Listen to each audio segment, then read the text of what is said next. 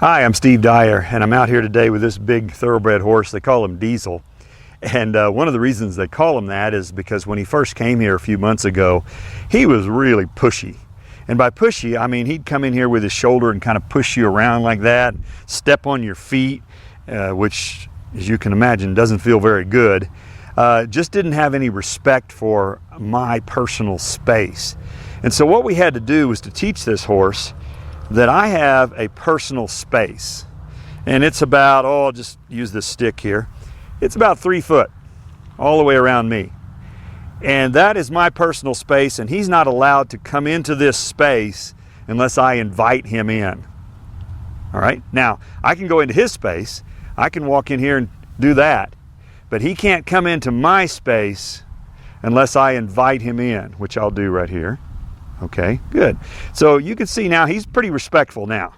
He's careful about it, but it's because we had to be pretty forceful in teaching this horse to stay out of our personal space. So let me ask you something. What about your personal space? And I'm not talking necessarily physically, but how about spiritually? What do you allow to come into your space?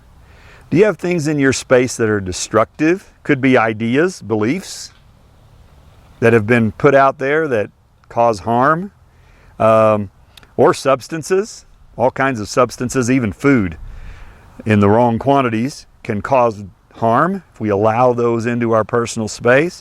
Could even be people who can come into our space and be destructive and cause harm. And so if those things need to be removed so that you can be safe and healthy, then it's time to start removing them.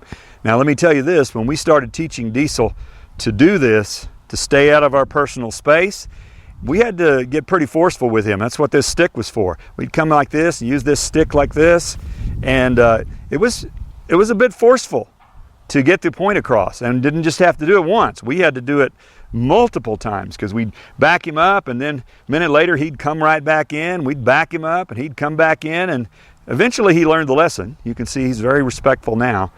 And so if you're going to remove something from your space that doesn't belong there, you may have to be pretty forceful about it. You may have to do it multiple times.